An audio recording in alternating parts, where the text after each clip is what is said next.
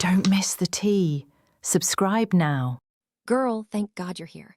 Seriously, put your bag down, take your shoes off, and get comfortable because I have been holding this in for like 3 days, and if I don't spill it to you right now, I am going to physically combust. Just pour the wine. Pour a lot of it. We're gonna need the whole bottle. Okay, so, Liam, I love him. He's not a bad guy. He's sweet. He remembers my coffee order. He deals with my mom, which is a saintly act in itself, and generally things are fine. Like on paper, we are good. We are stable. But you know that feeling when you're walking down a flight of stairs in the dark and you think there's one more step, but there isn't, and your stomach just drops? That is my entire life right now. That is the baseline hum of my anxiety. It's the future stuff. Again, I feel like I'm running a marathon and he's just strolling through the park looking at the ducks, and I'm screaming, "The finish line is over here."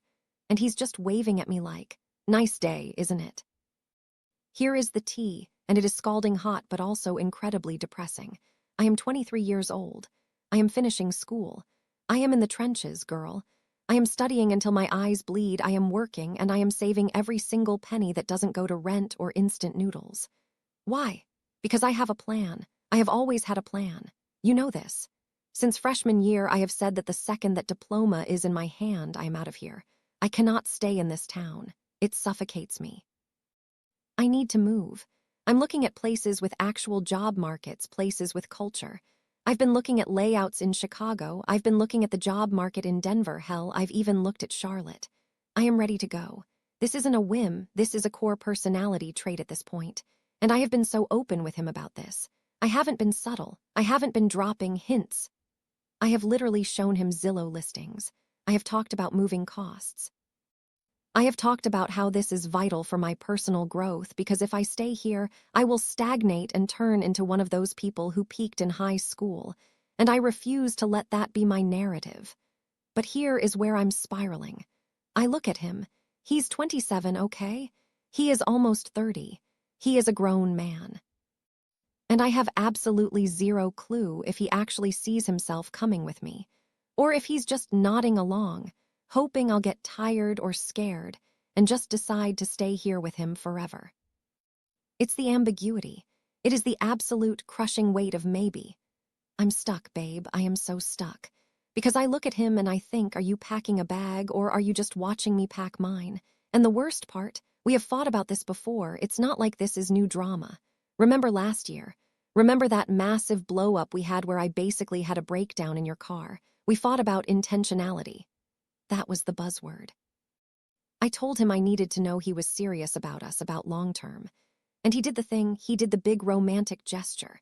He wrote me that letter. You remember the letter, the one that made me cry? He wrote all this stuff about how I'm the one, and how he sees a future with me, and how he wants to build a life together. And at the time, I was like, oh, he loves me. But now I'm looking at that letter and I'm like, okay, you want to build a life, Liam, but where? Because if your blueprint is for a house in this zip code and mine is for a condo 3 states away, we aren't building a life. We're building a disaster. Words are cheap, you know. I love you is easy to say on a Tuesday night when we're watching Netflix. I will uproot my life and take a risk with you because I believe in us is a whole different language, and I don't know if he speaks it. I feel like I'm the only one driving the car.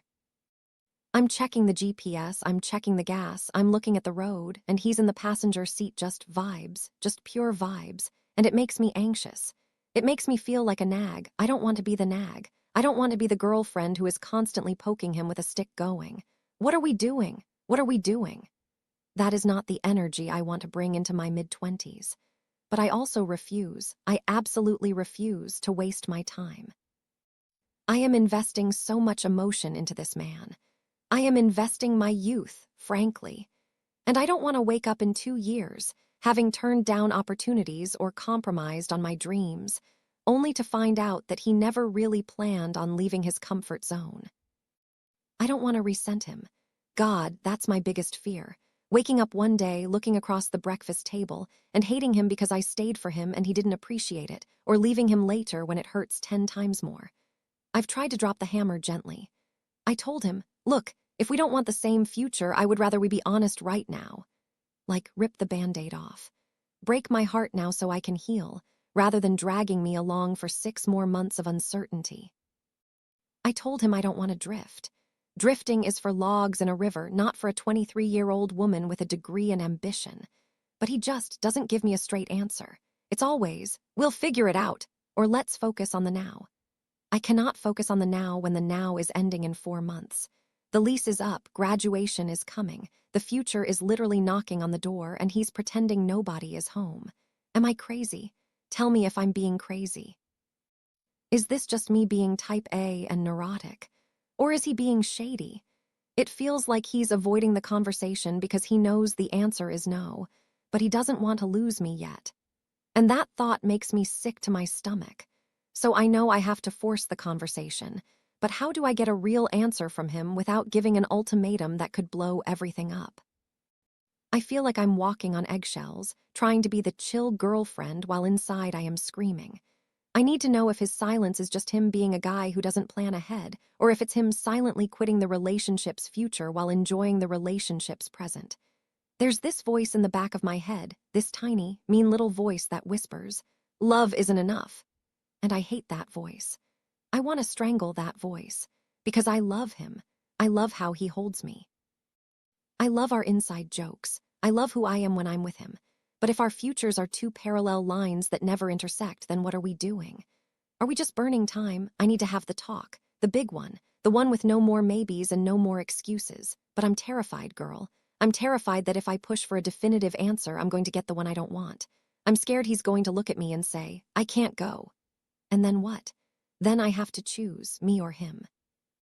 My dreams or his comfort. And the fact that I even have to ask myself that question makes me feel like the answer is already there, lurking in the corner, and I'm just refusing to look at it. So, tell me, how do I do this? How do I sit him down and say, "I need a plan, not a promise," without ruining everything? And at what point do I just cut my losses? I feel like I'm standing at a train station, the train is leaving, and he's still standing on the platform with his hands in his pockets, refusing to buy a ticket. Do I get on the train alone? Or do I stay on the platform and watch it leave, knowing I'll regret it forever?